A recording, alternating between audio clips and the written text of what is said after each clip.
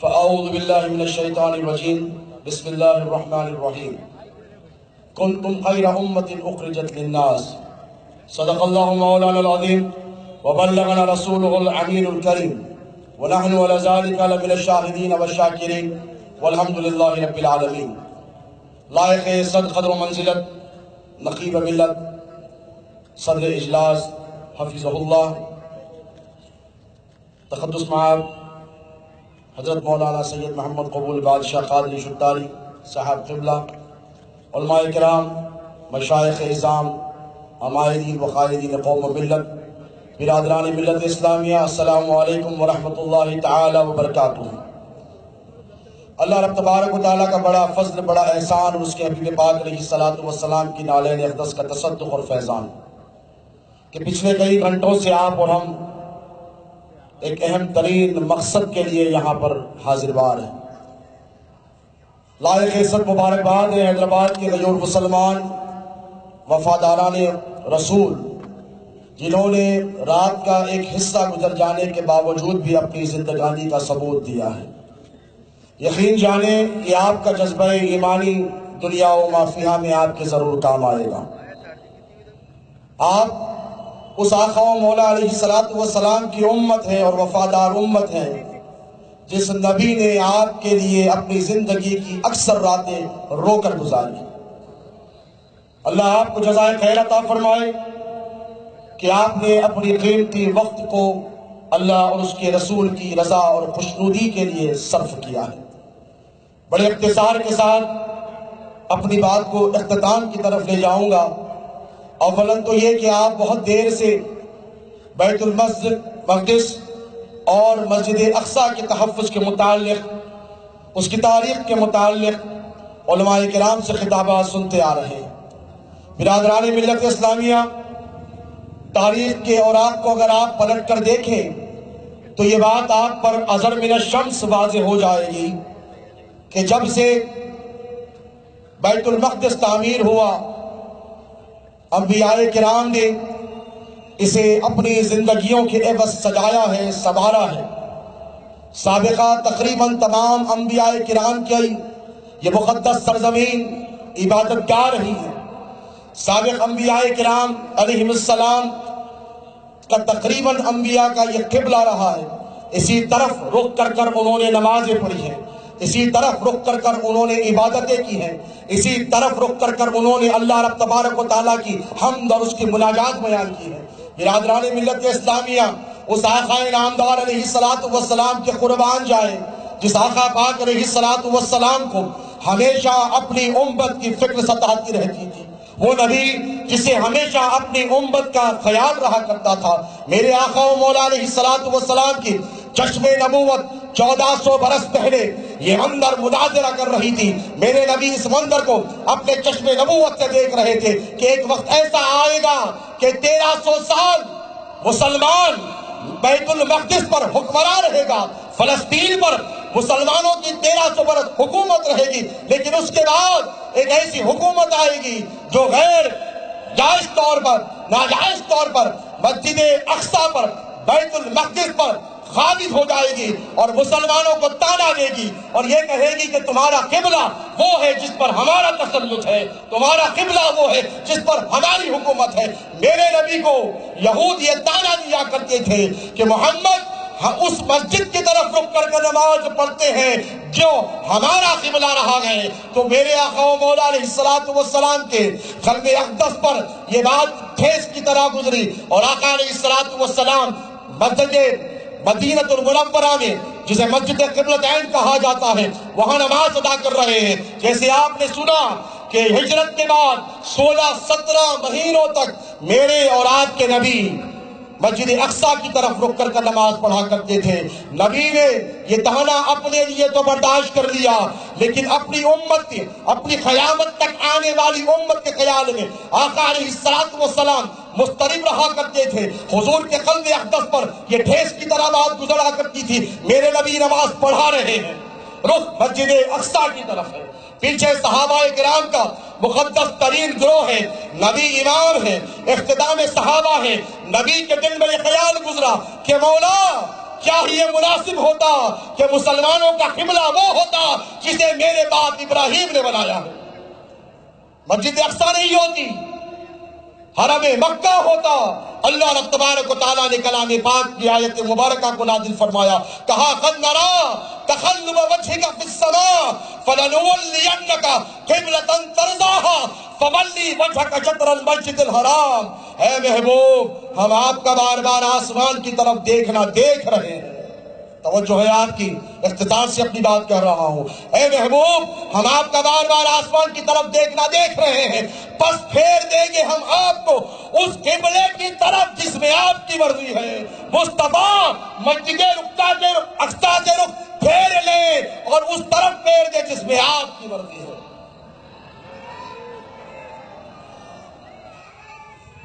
برادران ملت اسلامیہ، تحویل قبلہ کا وہ تاریخ ساز واقعہ رونما ہوا جسے قرآن نے اس پر مہر سخت کر دی۔ حضور اقدس صلی اللہ علیہ وسلم کو ایسا نہیں ہے کہ مسجد اقصی سے دلچسپی محبت رہی تھی، حضور کو قلبی لگاؤ تھا۔ سابقہ انبیاء کرام کی اس مقدس ترین سرزمین سے حضور اقدس صلی اللہ علیہ وسلم کو بے پناہ محبت تھی، اور سفر معراج جہاں میرے آقا و مولا علیہ السلام جب یروشلم میں بیت المقدس پہنچے تو تمام انبیاء کرام کی امامت فرمائی۔ اللہ کے رسول علیہ السلام جب اللہ رب تبارک و تعالیٰ سے ملاقات کے لیے عرش اعظم کی طرف گئے تو یہی وہ مسجد تھی جہاں انبیاء کرام سے میرے نبی نے ملاقات فرمائی، اور آقا علیہ السلام نے اسی مسجد میں انبیاء کرام کی امامت کا فریضہ انجام دیا۔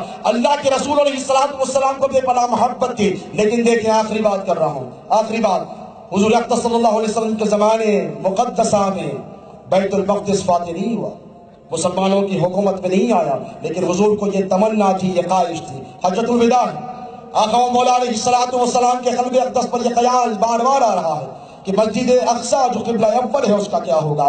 اسی اسنا میں اللہ رب تبارک و تعالیٰ نے آیت کریمہ کا نزول فرمایا، الیوم اکملت لکم دینکم واتممت علیکم نعمتی، کہ محبوب ہم نے دین اسلام کو آپ پر مکمل کر دیا، اپنی نعمتوں کو آپ پر مکمل کر دیا۔ اب مزید کسی قسم کی جنگ کا کوئی وہم و گمان بھی نہیں تھا۔ اللہ کے رسول علیہ السلام جان گئے کہ اب کام مکمل ہو گیا ہے، جزیرہ نما عرب میں اسلام پھیل گیا ہے۔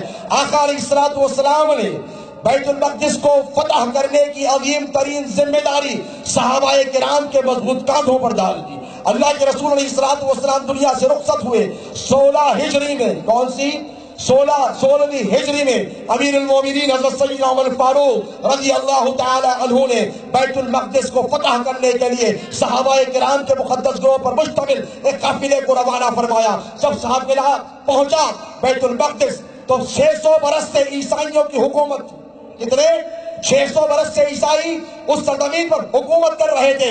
انہوں نے تمام تر اعتبارات سے اس قلعے کو اتنا مضبوط کر دیا تھا کہ دنیا کی کوئی طاقت اس قلعے میں داخل نہیں ہو سکتی، اکنامکلی اسٹرانگ کر لیا تھا، اور انہوں نے وارفیئر کے اعتبار سے اسٹرانگ کر لیا تھا، اس قلعے کو سیلف سسٹینیبل بنا لیا تھا، اور ایسا مضبوط کر دیا تھا کہ کوئی دنیا کی طاقت اس میں داخل نہیں ہو سکتی۔ صحابہ پہنچے، قیام کیا، بہت دیر رکے، بہت کوشش کی۔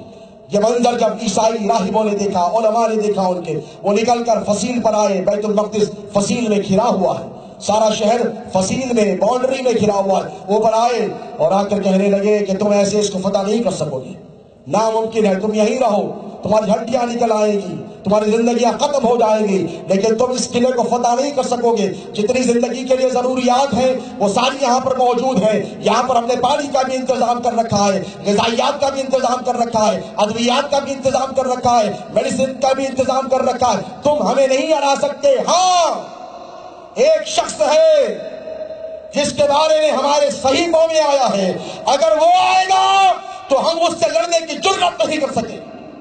پوچھا گیا وہ کون ہے؟ تو کہا تمہارا وہ بادشاہ جو فقیر ہوگا، تمہارا وہ بادشاہ جو فقیر ہوگا، صحابہ کرام نے کہا کہ ہمارے بادشاہ تو امیر المومنین حضرت سیدنا عمر فاروق رضی اللہ تعالی عنہ ہے، اور ان کی فقیرانہ زندگی صحابہ کے سامنے تھی۔ خط لکھا گیا امیر المومنین سیدنا فاروق اعظم رضی اللہ تعالی عنہ کو کہا گیا کہ خلیفۃ رسول اللہ آپ فوراً آئے، آپ نہیں آئیں گے تو بیت المقدس فتح نہیں ہوگا، مسلمانوں کا خواب کبھی پائے تکمیل کو نہیں پہنچے گا، یہ خواب چمندہ تعبیر نہیں ہوگا۔ حضرت عمر فاروق رضی اللہ تعالی عنہ ایک خادم کو لے کر، تنہا ایک خادم کو لے کر، یہ دیکھیں سادگی، ایک خادم کو لے کر بیت المقدس کی طرف چلے۔